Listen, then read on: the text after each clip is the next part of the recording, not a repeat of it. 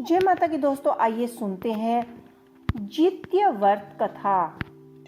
जित्य का व्रत महिलाएं निर्जला रखती हैं, यानी कि इस व्रत में अन्न और जल कुछ भी ग्रहण नहीं किया जाता। छठ व्रत की तरह ये पर्व भी 3 दिन तक मनाया जाता है, लेकिन इस पर्व का सबसे मुख्य दिन होता है अश्विन कृष्ण पक्ष की अष्टमी तिथि, जिस दिन जित्या का निर्जला व्रत रखा जाता है। इसी दिन शाम के समय जिमित्तु वाहन की पूजा के समय उनकी कथा सुनी जाती है। तो चलिए आपको बताते हैं जित्या की व्रत कथा क्या है। जित्या व्रत की कथा गर्धव के राजकुमार जिमित्तु वाहन से जुड़े हैं। वृद्धावस्था में जिमित्तु वाहन जी के पिता अपना सारा राजपाट सौंपकर वन प्रस्थान आश्रम चले जाते हैं। इसलिए जिमित्तु की राजा बनने में कोई दिलचस्पी नहीं थी। ऐसे में वह अपने साम्राज्य को अपने भाइयों को देकर अपने पिता की सेवा करने के लिए जंगल में चला जाता है। जंगल में मलयामावती नाम की एक राजकन्या से उनका विवाह हो जाता है। एक दिन जंगल में जिमित्तु वाहन को एक बूढ़ी महिला रोती नजर आती है। जिमित्तु वाहन उस महिला से उनके रोने का कारण पूछते थे। तब वो बोलती थी कि मैं नागवंश की स्त्री हूँ और मेरा एक ही बेटा है, जिसके बिना अपने जीवन की कल्पना नहीं कर सकती। रोजाना दिए जाने वाली बलि के क्रम से आज मेरे बेटे शंखचूड़ की बारी है। जिवित्य पुत्री का व्रत इस साल 25 सितंबर को रखा जाएगा। इस दिन भगवान श्री गणेश जी, माता पार्वती और शिव जी की मूर्ति एवं ध्यान के बाद ऊपर बताई गई व्रत कथा भी सुननी चाहिए। इस व्रत पूजा शिव को प्रिय प्रदोष में करनी चाहिए। व्रत का पारण दूसरे दिन अष्टमी तिथि को किया जाता है और इसमें सियार चील की पूजा भी की जाती है। और तीसरे भगवान श्री कृष्ण से यह व्रत जुड़ा है। चील सियार की कथा जीवित पुत्री का व्रत में चील सियारों की एक कथा भी सुनाई जाती है। वह समक्ष में इस प्रकार से है कि एक वन में सुमेर के पेड़ पर एक चील रहती थी। पास की झाड़ी में एक सियारन भी रहती थी। दोनों में बहुत पड़ती थी। चीलों जो कुछ भी खाने को लेकर आती, उसमें से सियारन के लिए जरूर हिस्सा रखती। सियारन भी चीलों का हिस्सा ऐसे ही ध्यान से रखती। इस तरह दोनों के जीवन आनंद से कट रहे थे। एक बार वन के पास गांव में औरतें जित्या के पूजा की तैयारी कर रही थी। चीलों ने उसे बड़े ध्यान से देखा और अपनी सखी सियारन को भी बताया। फिर चीलों सियारनों ने तय किया कि वो भी इस व्रत को करेंगी। सियारनों और चीलों ने जित्या का व्रत रखा।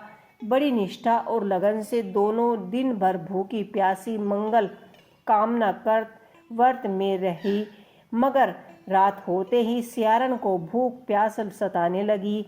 जब बर्दाश्त न हुई तो जंगल में जाके उसने मांस और हड्डी पेट भरकर खाई। चीलों ने हड्डी चबाने की कड़कड़ की आवाज़ सुनी तो उसने पूछा कि ये कैसी आवाज़ है। सियारन ने कहा दिया, बहन, भूख के मारे पेट में गुड़गुड़ हो रही थी, यह उसी की आवाज़ है। मगर चीलों को पता चल गया कि उस सियारन को खूब लड़ती कि जब वह व्रत नहीं रख सकती थी तो संकल्प क्यों लिया था। सियारन लज्जा गई, पर व्रत भंग हो चुका था। चीलों रात भर भूखी प्यासी रहकर व्रत पूरा किया। अगले दिन में दोनों मनुष्य रूप से राजकुमारी बन गई और सगी सहेली हुई। सियारन वहीं बहन हुई और उसकी शादी एक राजकुमार से हुई। चीलो छोटी बहन हुई। उसकी शादी उसके राजा के मुख्य मंत्री से हुई। बाद में दोनों राजा और मंत्री बने। सियारन रानी के जो भी बच्चे होते वह उन्हें मार जाती, जबकि चीलों के बच्चे स्वस्थ और हट्टे खट्टे रहते। इससे उसे जलन होने लगी। उसने कभी उनका सर काटकर डब्बे में बंद कर दिया। वह शीश मिठाई बन जाती और बच्चों का बाल भी बाका तक न हो पाता। बार बार उसने अपनी बहन के बच्चों और उसके पति को मारने का प्रयास किया, पर सफलता न हुई। आखिरकार देवयोग से उसे भूल का अभ्यास हुआ। उसने क्षमा मांगी और बहन के बताने पर जीवित पुत्री का व्रत विधि विधान से किया। उसके पुत्र भी जीवित रहे और गर्वर्धनों की राजकुमारी का राजा जिमितुवाहन था। वे बड़े ही उदार और परोपकारी थे। जिमितुवाहन के पिता ने वृद्धावस्था में वनप्रस्थान आश्रम में जाते समय इनको राज सिंहासन पर बैठाया, किंतु इनका मन राजपाट में नहीं लगता था। वह राज्य का भार अपने भाइयों पर छोड़कर स्वयं ही वन में पिता की सेवा करने के लिए चले गए। वे वन में ही जिमितुवाहन को मल्यवती नाम की एक राजकन्या से भेंट हुई और दोनों में प्रेम हो गया। एक दिन फिर वन में भ्रमण करते हुए जिमितुवाहन काफी आगे चले गए। तब उन्हें एक वृद्धा विलाप करते दिखाई दी। उसने पूछने पर वृद्धा ने रोते हुए बताया, मैं नागवंश की स्त्री हूँ। मुझे एक ही पुत्र है। पक्षी राज गरुड़ के कोप से मुक्ति दिलाने के लिए नागों ने यह व्यवस्था की है। गरुड़ प्रतिदिन भ्रमण करते हुए एक युवक नाग सौंप देते हैं। आज मेरे पुत्र की बलि देने का दिन है। आज मेरे पुत्र के जीवन पर संकट है। थोड़ी देर बाद ही मैं पुत्रहीन हो जाऊंगी। एक स्त्री के लिए इससे और बड़ा दुख क्या हो सकता है कि उसके जीते जी उसका पुत्र ना रहे। जिमितुवाहन को यह सुनकर बड़ा ही दुख हुआ। उन्होंने उस वृद्धा को अस्त्र करते हुए कहा कि डरो मत, मैं तुम्हारे पुत्र के प्राणों की रक्षा करूंगा। आज उसके स्थान पर स्वयं मैं अपने आप को उसके लाल कपड़े में डालकर वध्य शिला पर लेटा दूंगा ताकि गरुड़ मुझे खा जाए, पर तुम्हारा पुत्र बच जाएगा। इतना कहकर जिमितुवाहन ने शंखचूड़ के हाथ से लाल कपड़ा ले लिया और वे उस पर लेटकर गरुड़ को बलि देने के लिए चुनी गई विद्याशिला पर जाकर लेट गए। नियमित समय पर गरुड़ बड़े वेग से आए और वे लाल कपड़ा पर ढका हुआ जिमितुवाहन को पंजे में दबोचकर पकड़कर पहाड़ियों के शिखर पर जाकर बैठ गए। गरुड़ ने अपने कठोर चोंच का प्रहार किया और जिमितुवाहन के शरीर से मांस का बड़ा हिस्सा नोच लिया। इसकी पीड़ा से जिमितुवाहन की आंखों से आंसू बह निकले और वह दर्द से कर्राने लगा। अपने पंजे में जकड़े प्राणी की आंखों में से आंसू और मुंह में से कर्राने की आवाज़ सुनकर गरुड़ बड़े आश्चर्य में पड़ गए, क्योंकि ऐसा पहले कभी नहीं हुआ। उन्होंने जिमितुवाहन से उनके परिचय पूछा।